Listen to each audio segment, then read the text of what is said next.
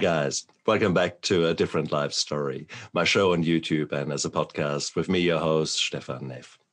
Today is another beautiful day for an interview, a beautiful day to live your life to the fullest. And today, my guest is showing you that you can turn the lives around, that with the right help, you not only survive, but you thrive. I always say I've gone through hell and back, and I've got the scars to prove it. I've also got the haircut to prove it. Obviously, in hell, it all gets burned off. Yeah, guess what? Brian Wall, my guest today here is exactly. See, we share the same. We've seen the fire.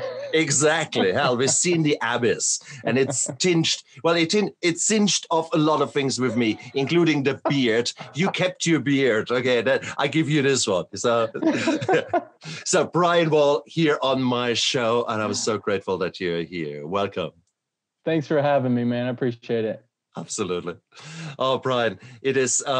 We have already been joking a little bit here before the show, and obviously you just want to keep going with the joking around, and the listeners and the viewers think, what the fuck, what are these two on? And the reality is, we both have come from a place where we have been in active addiction, and it changes you once you turn around, and once you metamorph, once you change, you transform into this new being, and once that being starts to grow, suddenly there's this new person, and these new people that are created out of pain and shame and guilt are people who love life to their fullest. And that was immediately what struck me with you, Brian. So it's beautiful, but this is not where our story started, isn't it? No. We are these balls of energy. Yet in the past, you were probably a very different man. Start with when you were young. I mean, you didn't wake up one day and say, you know what? I want to become an addict. Yeah. I want to be absolutely hammered, blasted, and I will try absolutely everything that someone gives to me just in order to change my feelings. Yeah.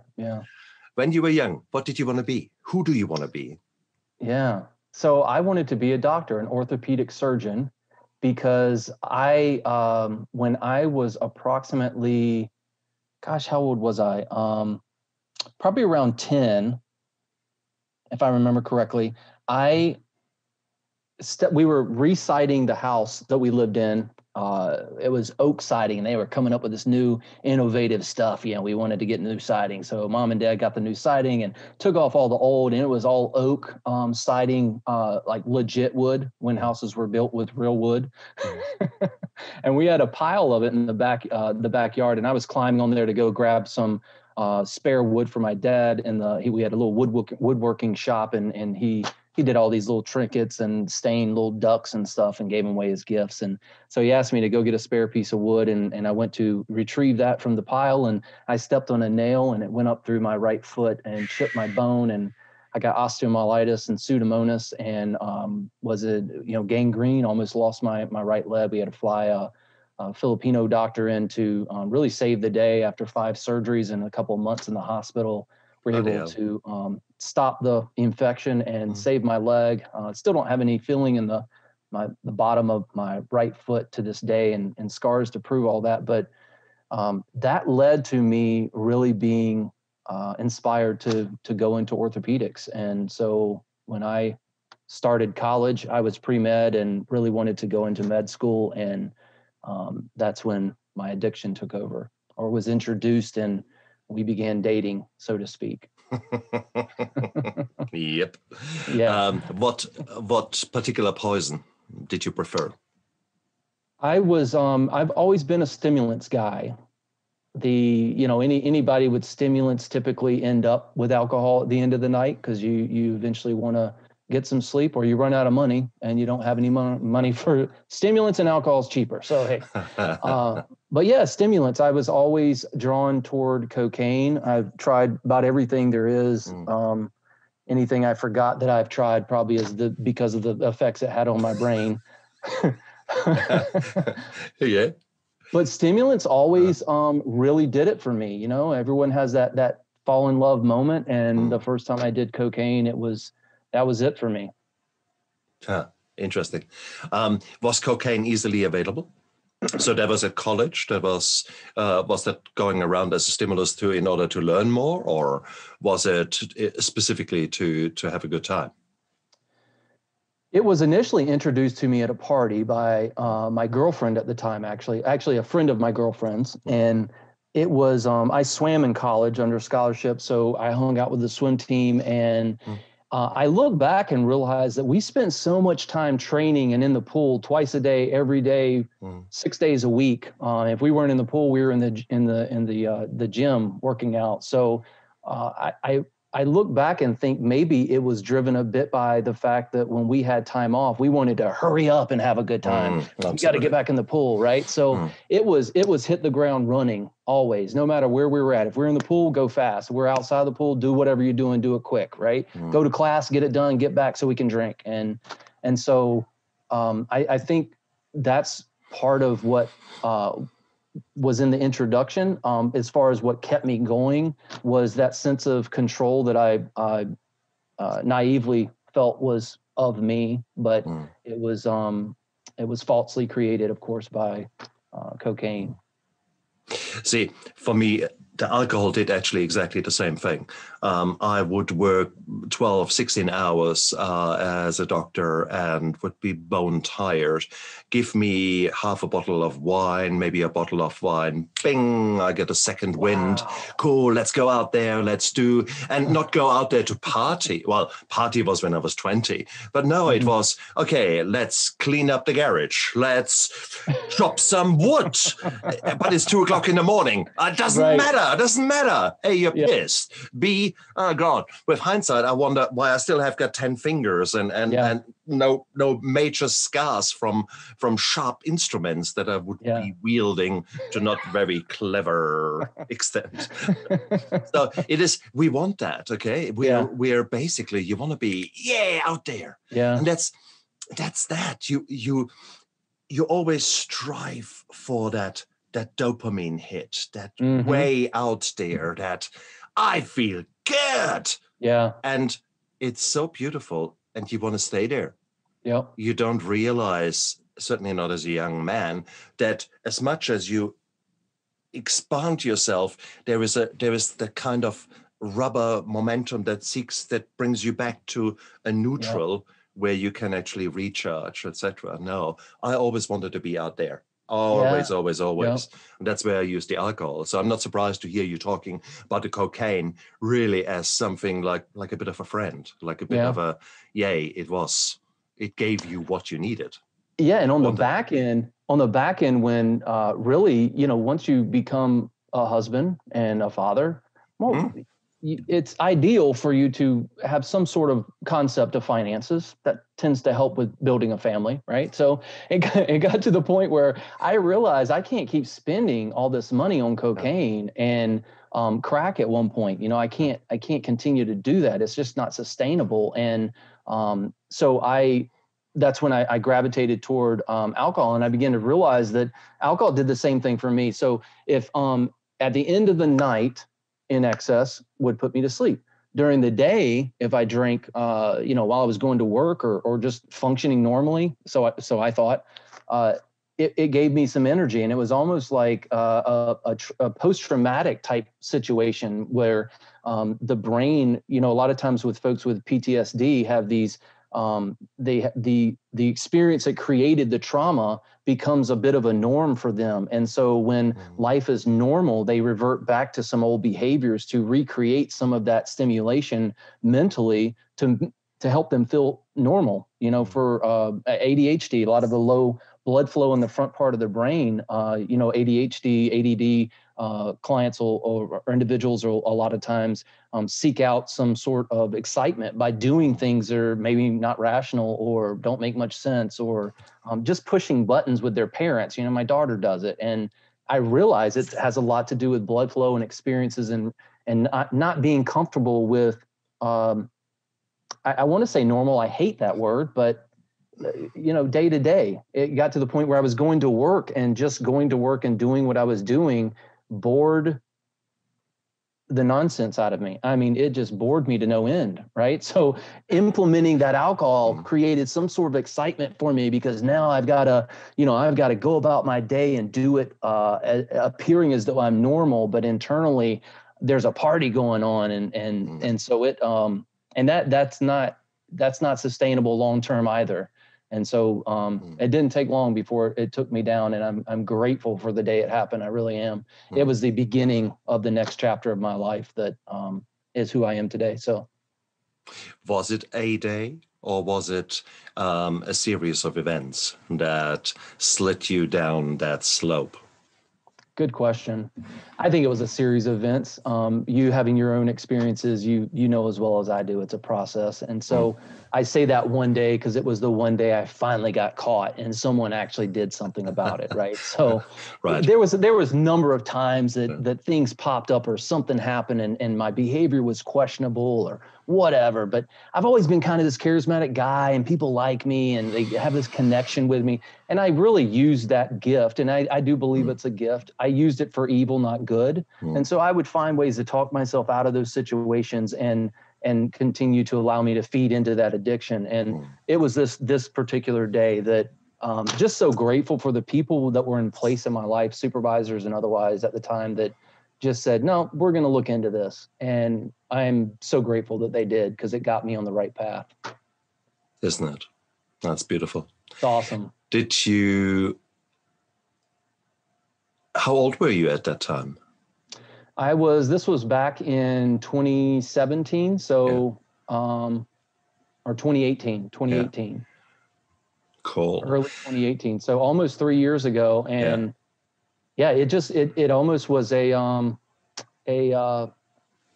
a doctor. What do you call these things? The shocks. It was defibrillation is the word, yes, but that's exactly jumpstart. Well, you've jump-started your life, isn't it? Yeah, you actually, and no, wrong. You resuscitated your life. Let's call Amen. it what it is, because I was committing suicide in installments. And I was empty and hollow and guilt and shame and negative emotions and anger. Oh, the amount of resentment I had about everyone and everything. The question was, I somehow contributing to all these things? No. Me, I'm innocent completely. Right. Yeah, right. Having said that, the problem, of course, is there are other people who are jerks. There are other people who are bastards. There are institutions that bully you. There are all these things out there. So whilst we as sort of addicts in sobriety, whilst we tend to say, oh, no, it's all my fault, etc., I think the pendulum sometimes needs to swing a bit more back in the middle. It's all my fault. Well, nah, there are a lot of nasty people out there. So, but having said that, you found yourself on a slow, slippery slope. May I ask your relationship with your wife at that time? So, was she equally engaged in using, or was she actually against you using? Were there frictions in your relationship? So she has some trauma in her past, and she struggles with anxiety as well, and also has a brain injury from a really bad car accident a number of years back, and so she was fueling a lot of her dysfunction with alcohol as well, and we used other substances together as well, and so it was a collision type situation. It really was me being a leader in my family. with all the wrong motivations. They were all selfish motivations. I was leading as it related to getting what I wanted, what my needs were at the time, and they were not healthy needs, obviously. And that was beginning to affect my my being a father and a good husband and a professional and a friend and a son across the spectrum. So again, that day, everything came to a head, and spearheaded me heading an opposite direction, really resuscitating my life, as you put it, which I would completely agree.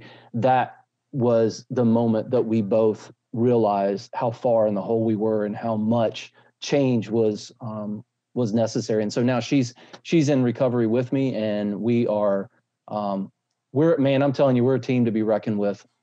We don't play. We do not play. We're serious about loving each other. We're serious about loving our girls, and we're serious about loyalty and taking good care of the people that are in our tribe, and enjoy doing it every day. It's a blast. It's something that I wish I hadn't missed for as long as I did. I used and was in active addiction for probably a good 25 years. And but then again, I wonder if I would appreciate it as much if I hadn't gone through what I did. So I trust that my God is planning things out as needed, and the balance in the end will be there, and it'll glorify what needs to be glorified. So I have a lot of peace in that. It is beautiful. And it is exactly that realization that brings the humility into us addicts in recovery, because we have been there, we have seen the darkness, and now to live a life that is so full of light makes it sometimes a mixture of cheesy, corny, and you think, nah, life can't be like that. I mean, I wrote my book, My Steps to Sobriety, there behind me. When I wrote my book and I gave it to some people, someone from AA gave it to his friend, and the friend said, "Now, what a shit. He's so full of life. That can't be real. You can't be like that. This is awful."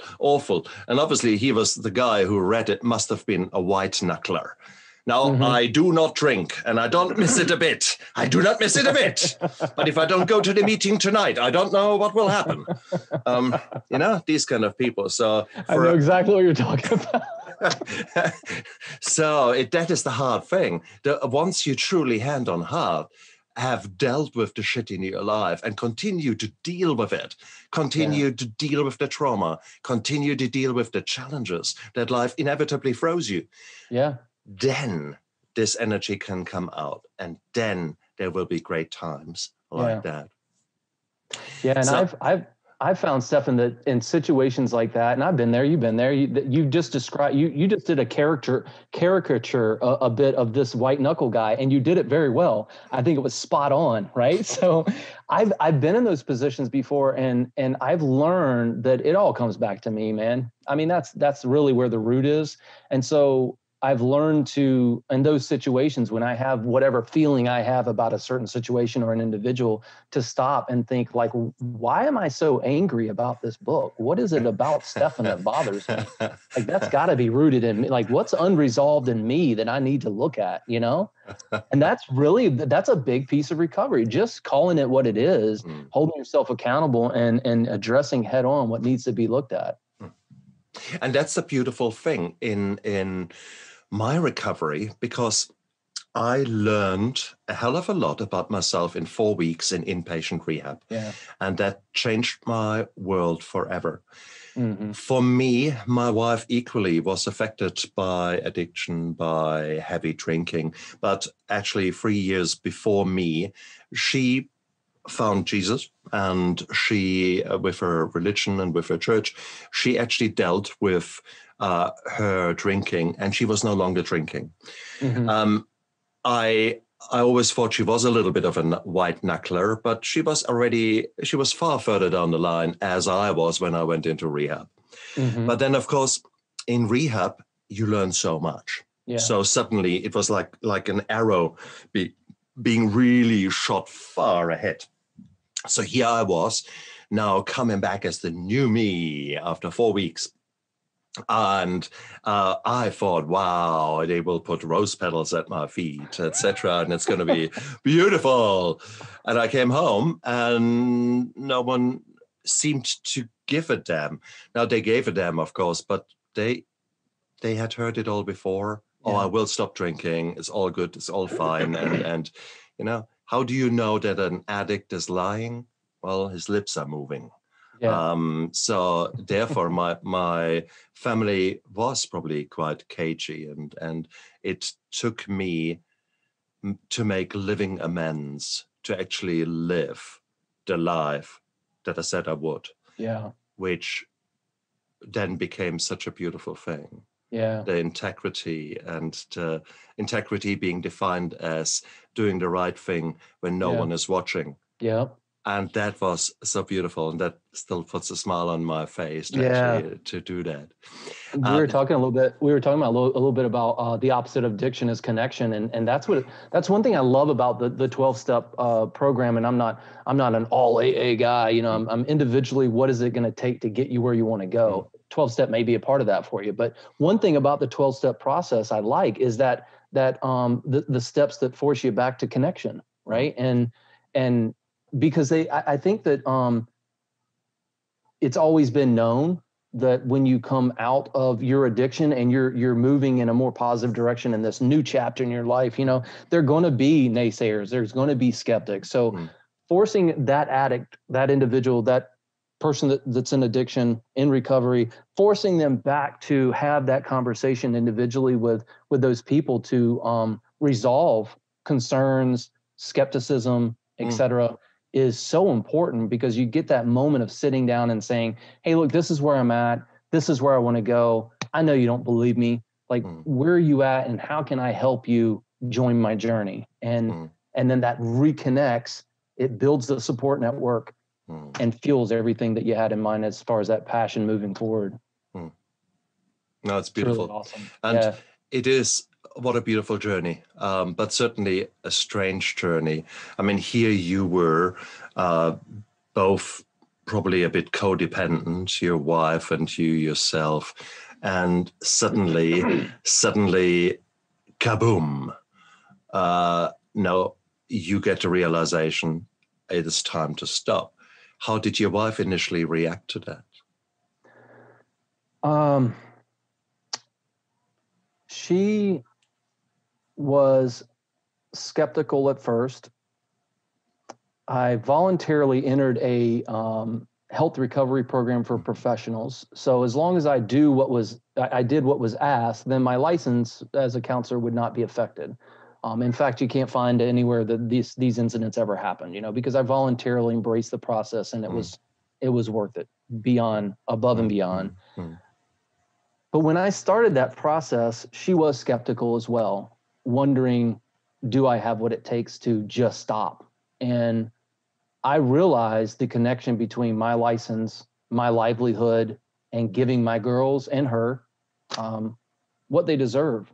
I knew that could be a real big curveball in my life moving forward if I didn't hang on to my license. And so I recognized the value of embracing the treatment process and all that it entailed, so that I could make sure that the future was going to be what I wanted it to be. And so after initially probably first, probably the first year or so, she kind of continued to drink. Her use decreased drastically after I stopped, because it wasn't probably any fun anymore, because I wasn't using or drinking with her, right? And the environment just didn't really support it, because I was going a different direction. And it wasn't probably after about a year in, she came to me and she was like, you know what, she was very upfront about, like, wow, I just see who you are and who you've become and where you're going, and I want to go with you. And I don't want to be a hindrance. I want to be a support. I want to be encouragement. I want to be the fuel to your fire. And so you're going to bring tears to my eyes, man.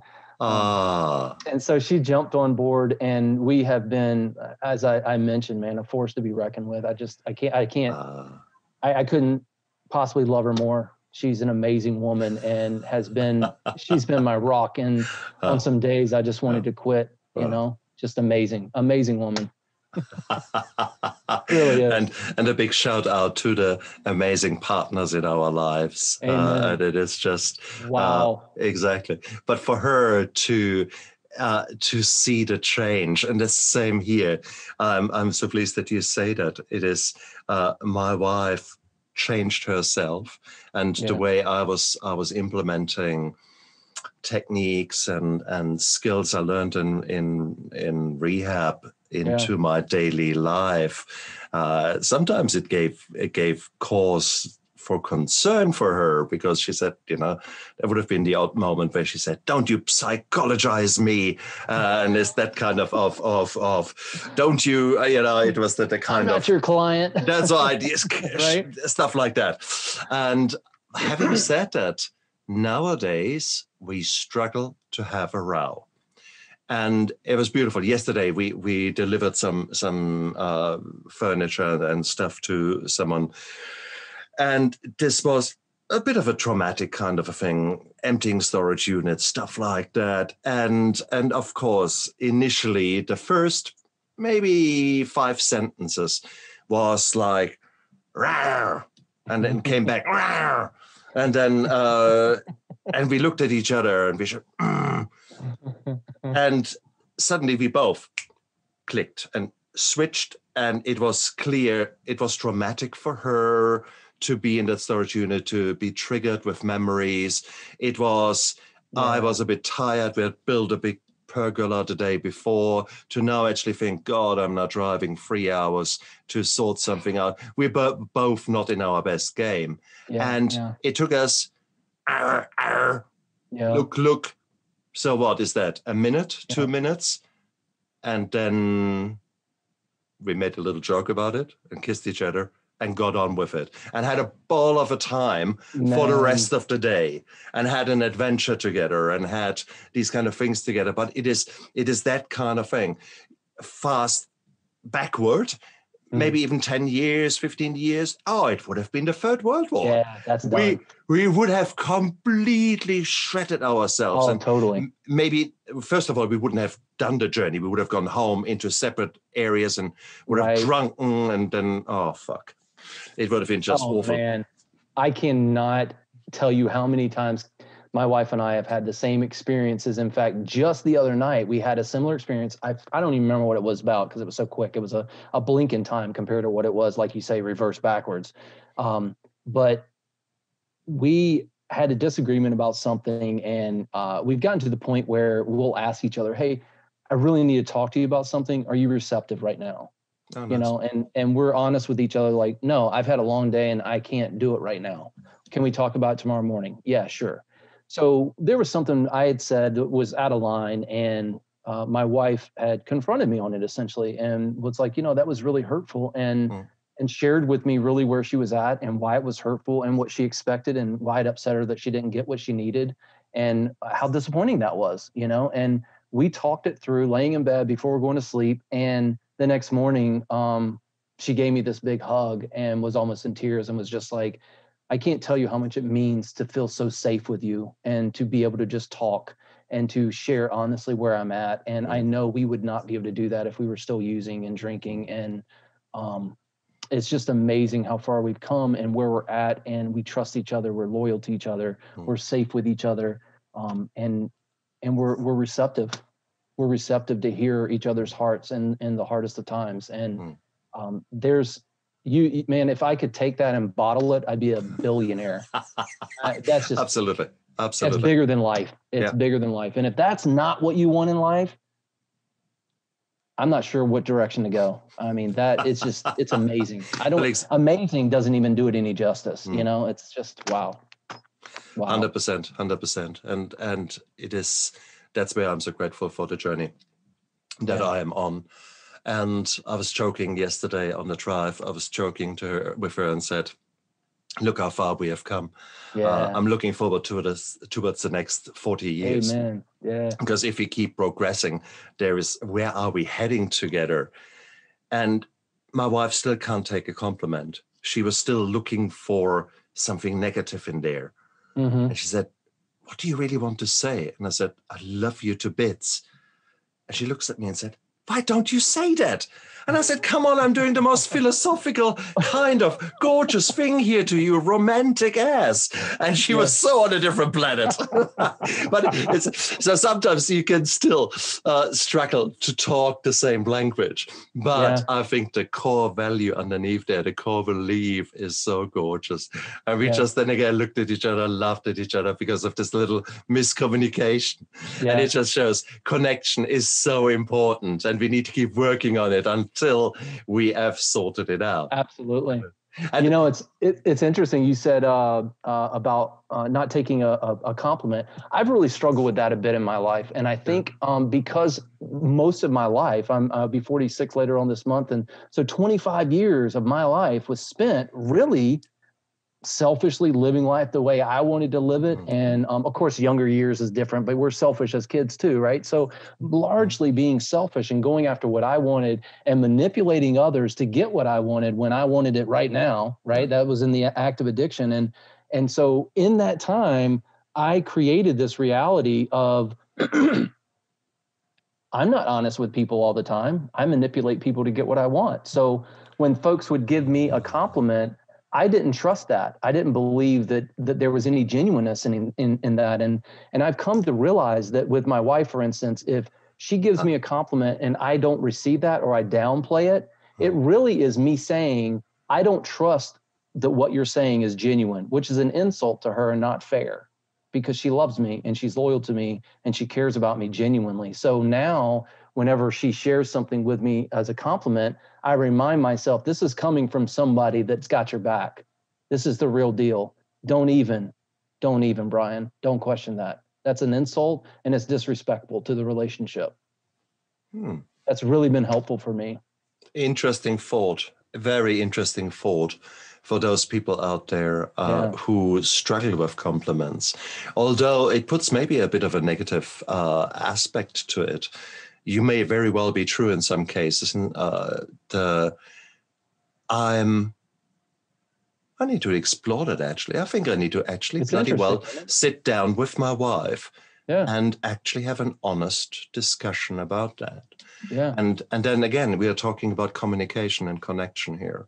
So here we are with still something that could be improved in our relationship. So why not sit down and actually deal with it and rule out maybe future misunderstandings? Yeah. How cool would that be? Yeah, and I guess that's what recovery is all about, and that's what our new lives are all about. You are basically going out there and living this new life, and suddenly you realize, well, hang on, there is something that needs addressing.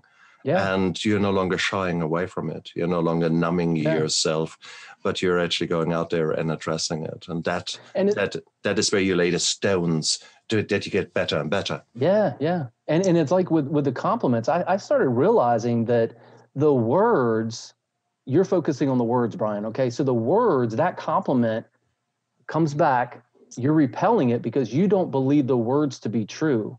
But if you would focus on where the words are coming from, it would help you with processing the truth behind them, because those words are coming from your wife, who is one of the most loyal people to you in your life, the most genuine, most straightforward, you can trust her kind of people in your circle, in your tribe, So if it's coming from that person and you still can't stand firm in those words, that's about you, man. And that's something you got to look inside and say, Brian, why are you lacking this confidence? Why are you lacking in this area? That's a me thing. That's not a her thing. That was really big for me. And here you are in your mid-40s, addressing that now, but go back. The same situation affects virtually everyone when they're teenagers, when they're young adults. The insecurity, the searching for who am I, the trying to define yourself, the massive change from child to young woman or young man, sometimes the confusion about sexuality, all these kind of things. Damn it, it is what we have gone through, and this confusion to the power of 10, because their frontal lobes are gone on holiday to Fiji, and it will take probably a few years before they come back. So everything works on the reptilian brain. Bloody hell! How could you possibly bring that kind of realization to a young person? Yeah. I mean, how would you go about that if you could go back to your younger self? What would you tell your younger self? That's a great question. The first thing that pops in my mind is it's all going to work out. Sometimes I believe in the concept. I used to take Hapkido. It's a martial art, and it's based on the flow, right? Go with the flow. Resistance is what creates dysfunction. It creates problems. It creates further resistance, really. So going with the flow. And if you are finding resistance or dysfunction in your life, it's because there's something that's not flowing, right? So I think probably I would lean heavier on the flow and finding the flow, for me now, it's about finding that flow. And if something is resistant to that even slightly, I've gotten really good at recognizing that pretty quick, and I'm out. Out of interest, when did you start Hapkido? Oh man, I took it only for a short period, and it was probably back in the early 2000s, but I really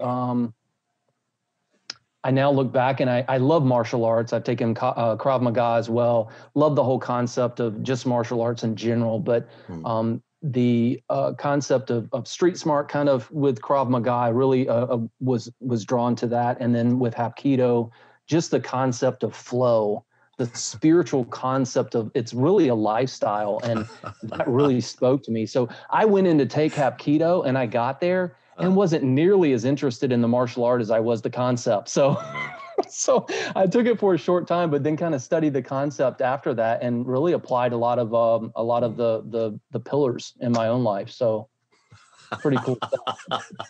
I don't want your belt or your gi. Just give me your book. I'll read the book. I like that stuff.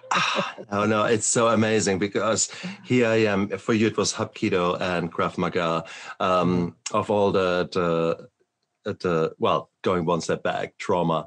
I was on the receiving end of a gang violence, and I was 13, 14 when I was there. So within a month, my face had just started to heal. I was standing in a dojo in Germany and was training with police and law enforcement guys in jujutsu. And the German jujutsu was a system that they created by looking at judo, aikido, and karate.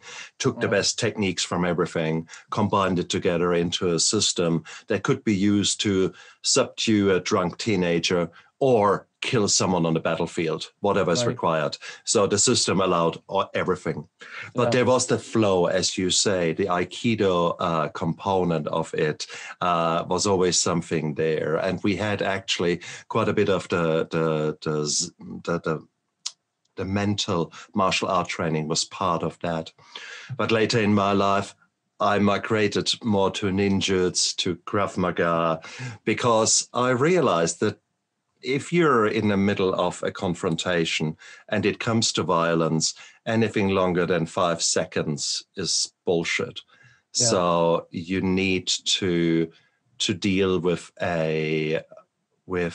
violence.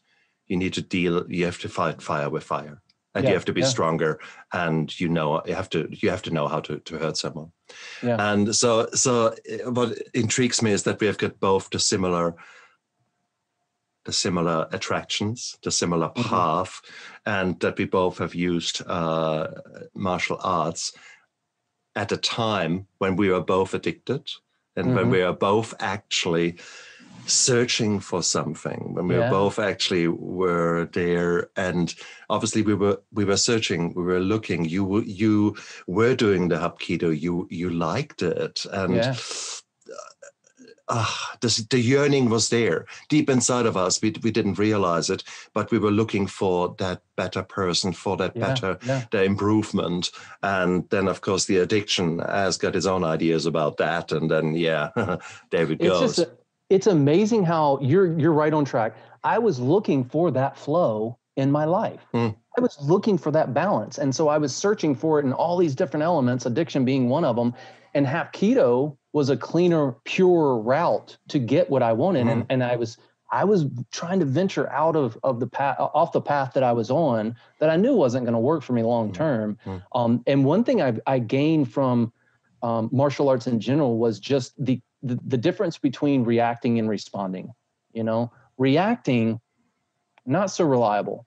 Responding, that's wise, right? Because that's based in some knowledge, some wisdom learned, right? So in the moment when we would grapple and stuff in practice with whatever form I was, practicing martial arts, I had numerous instructors push that concept on me, like, you're reacting, stop reacting. Reacting means I'm going to overpower this person. Responding is I'm going to figure out what his motive is, what's his next move, and I'm going to outthink him. I'm going to be around the corner before he knows he's making a turn. And that's how I'm going to overcome him, right? And so it really put me in a place to analyze more critically exactly what's going on in my life, and finding a way that I could outthink the situation rather than overpower it, because that takes a lot of energy and it takes you out of the flow, which is not it's not efficient, an efficient use of energy. It's fascinating stuff, isn't it? Exactly. We're going quite philosophical here, but the bottom line is it is reflective of us as addicts. We all want a lack of pain. We all want happiness. We all want that. Yet many of us have never learned that, or if they have learned it early on, they've forgotten about it because trauma and other things became stronger. And then the choice between a quick fix with alcohol or cocaine, etc., compared with having to do 90 minutes of work in a dojo to get half of the dopamine that you can get with a quick snort of something. Right. And that was exactly where I ended. I sometimes wonder, here I was training really, really, really hard. And I mean, 4 hours a day in martial arts. And then fast forward 3-4 years, and suddenly I got interested more into the girls, and there was cheap alcohol, university, and the realization that the guy that I put in jail who swore to kill me, well, he will never bloody find me. The numbnut was God, whatever his life would be, he would never come to me. So it was a mixture of all these things. And I suddenly took the foot off the gas pedal as far as my training and my focus went. And partially that was good, because I was having PTSD without knowing I had PTSD. The constant hypervigilance, the constant, that was me. It suited me well later on as a doctor, the hypervigilance, because I was very good in emergencies. I was very good because I was switched on, and I liked that. But at the same token, that constantly being switched on, of course, needed to be switched off. At some stage, you can't run with that adrenaline all day long. So therefore, how do you switch off? Oh, alcohol. And suddenly, suddenly your shoulders relax, and the tension goes out of you. And that was again, so with the PTSD and this hypervigilance, I was a sitting duck then for the alcohol to calm me down. So here we are now down the line. Do you still train? Do you still, are you thinking about restarting? I would love to, ideally. I have always been an athlete all my life, and it's always been a big part of my self-care, working out, whatever form that comes in. Right now, I'm really big into CrossFit, and so really enjoy doing that and try to do it on some level, even if it's 30 minutes every day. Try to get some sort of quick workout in to just get really on. Honestly, it's like a lot of people are really into working out, and it's really healthy and brain health and body and all that. I do it sometimes just to get me off my phone, right? Because I'm on my phone all the time with LinkedIn and all that I'm doing, and planning to move down to Florida and stuff. So it's really a great break in my day to just get off my phone and just focus on me, and kind of, it helps to kind of sort through all that's been going on in the day and processing unfinished business in my mind. And so I really enjoy that. Oh, brilliant. And that's again, what you're doing is you're taking action. You're actually taking active steps to fulfill the needs of your body. So you're listening to your body, to start off with, and then actually say, okay, I hear what you need. So why don't we actually get on with it and actually make a break and look after yourself? And that is such a beautiful thing if you actually do that. No, wow, well done. There's so much. I mean, we could talk for hours, Brian, and I'm honored to have you on my show. But I mean, guess the question arises, what will the new Brian be? Because we are on our path. We're constantly changing. We are constantly morphing into a new version, hopefully a better version of ourselves. So I'm intrigued. Where do you see yourself in 1 year time? Yeah. So what would you like to be? Who would you like to be when you grow up? Yeah, right. Honestly, who I'd like to be when I grow up is who I am today, man. I've been through a lot. I've come a long way, and I think I get it. I really do. And one thing that I pride myself on is if my path crosses with yours, you're going to be blessed. I can guarantee it. It's just how I'm wired. It's who I am. It's what I'm about. It's what gets me up in the morning. And so I love feeding into other people's journeys. You know, I told you before we got on air that, whenever I have podcasts or I have connections on LinkedIn or whatever, or conversations on the phone, I'm always thinking, what can I do to be a blessing to this guy or this gal's journey? And so it's just who I am. And I want to continue to do that. I think that with my own experiences in mental health and addiction, and then now being a licensed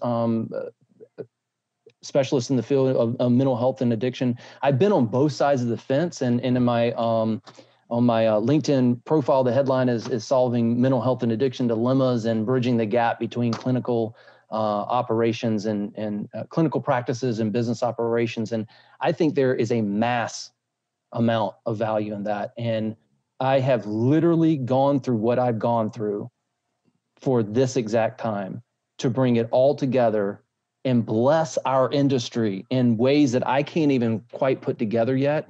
But I get the value. I understand the benefit. I understand the process that needs to happen. And I know where that can potentially take myself, my clients, and organization. And so moving down to Florida in the midst of a pandemic, with all my experiences coming together right now, bridging that gap could not possibly come with better timing. With mental health rates and addiction rates rising daily, with all that we're going through as a planet, I am so excited about what the next chapter brings for our move to Florida and the organization, whoever that may be, that I end up planting my roots with, and all the experiences that I have. It's just, I'm getting welled up just talking about it right now. I'm so excited, man.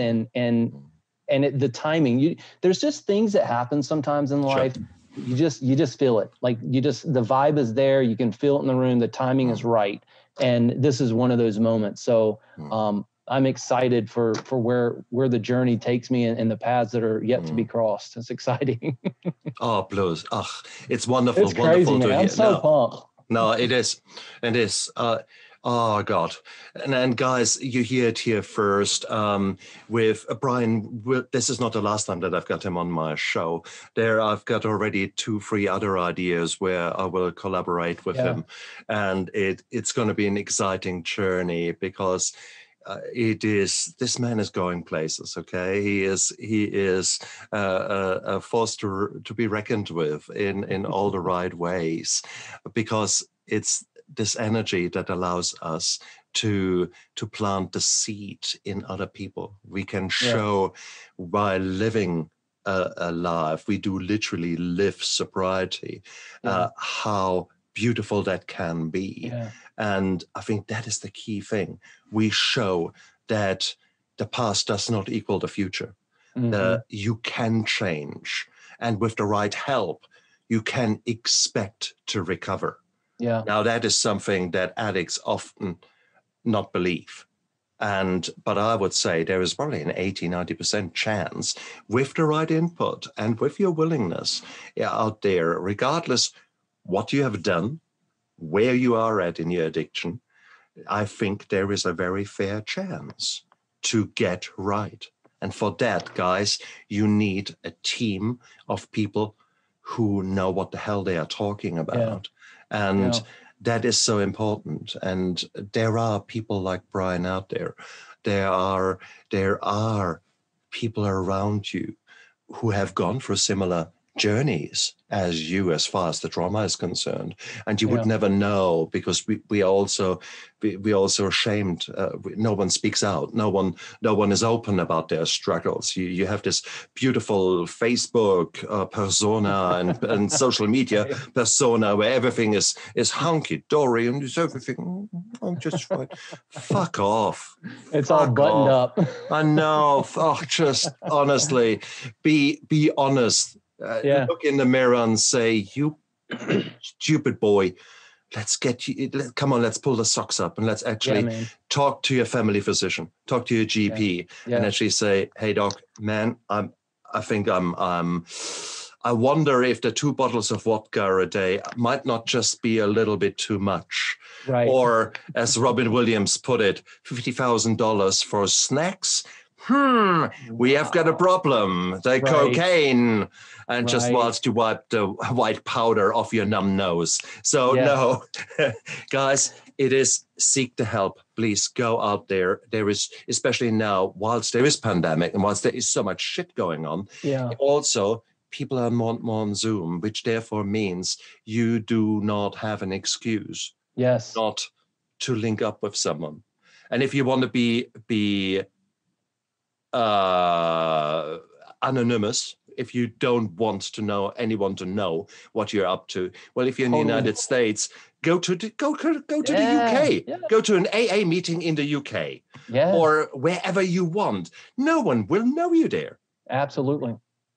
So. And it's as you well know, Stefan, I'm really active on LinkedIn, and that's I've got a trilogy series on Monday, Wednesday, Friday that I try to bring awareness to mental health, general wellness, and addiction. It's hashtag Be Real with Brian. And that is really my passion, is having real conversations about stuff we need to talk about, because I do believe in bringing awareness to promote that normality to a certain extent. So it's more comfortable to talk about, because I think that's where the growth comes from, when we can actually bring the conversation in the room and it not just be a concept on a piece of paper in a boardroom meeting. Exactly right. So here you go. You could do far, far worse than actually link in with Brian to start off, number one. Number two is My Steps to Sobriety. Just grab the book and have a look through. Now, by the time that this video airs, this interview airs, we will have released the new version of Steps to Sobriety. So we just have overhauled the book, and it's being republished. So it's going to be exciting times. And please go out there. The book is part my journey, but far more important, I break it down into manageable steps, translate the 12 steps from a a system from the 30s with God driven, etc., to more a failed business nowadays, and how you would go about it if you were a mate of someone, you're both in the same business, and his is failing, yours is booming, and he comes to you and says, hey man, can you give me a hand? And I'll run you through a 12-step program to see how you naturally would help your friend. That's exactly how people will help you if you're in active addiction. That's what a 12-step program, what a 12-step program is about. Yeah. And then my book covers so much more, because the second part of the book is all dealing with the challenges and inviting you to come up with your own action plans, or adapt my action plans if you want to, with regards to dealing with those things that will hit you like a broadside. You will have depression at one stage in your life. It's 1 in 3 chance. You will have anxiety attacks. You will have financial difficulties. You will have toxic relationships at work. How do you deal with someone if your boss is a real asshole? How do you deal with that, etc.? There's so many challenges out there. Let's look at them. Let's develop standard operating procedures that okay, if I meet a psychopath, well, how do I deal with that? How do I recognize it, etc.? If I hit hard times, well, what do I do? Right. Why not think about it? Why not deal with it and arm yourself? So guys, there's so much you can do right now. You're not powerless. You're not helpless. It feels like it. Yes, you feel hopeless, but no. There is. Look at us two numbnuts here, two bald guys who, you wouldn't have given $1 at the height of our addiction, because you would have looked at them and thought, oh, what a loser. And here we are trying to change the world, because we have seen the light. And if after all that you just shared, if you're still in a place where you're thinking, well, I don't know where to go, guess what? Brian and Stefan are offering ourselves to you. We're throwing ourselves at you. And if you don't know where to begin, reach out to Stefan or myself. And we've been on that journey. We've seen it. We've done it. We'll walk you right through it if you're in a place where you're ready to invest. Indeed. Not money. I mean, time. And love for yourself. That's what he said. Invest. That means money. Wait, no. What? No. Money. Just love. We got nothing. Give us a call. No, that's fine. Exactly. Yeah. Right, Brian. Thank you so much for being on my show. You're an amazing guy, and it is time that we connect and that we all share and start working together. And with that, this world really needs it. It's deep in the shit at the moment. So if we can actually just look around and live a life with honesty, integrity, humility, and therefore, like you showing your wife, wow, this is really cool what he does. I want to be part of that. That's exactly it. Maybe we can do that with more people. Yeah, and absolutely. Wouldn't that be nice? So, hey, Brian, thank you so much for coming onto my show. I really appreciate your time and your effort and your passion. Yeah, thanks to you as well. I appreciate you having me. It's been a blessing getting connected with you and just crossing paths, Stefan. You are about as genuine as they come. Honestly, just the vibe in the room. We were talking about that earlier as well. And cool. I really appreciate you, man. Guys, thank you very, very much. And you guys out there, live your life. You live your life, change your life, make that one little step. Right now, when you switch off that interview, think, what one little thing can I do right now to turn my life around or make myself feel good? And with that, I don't mean shooting up, drinking, or anything like that. No. So just do one step, one little decision. Okay? Look after yourself, guys. Bye.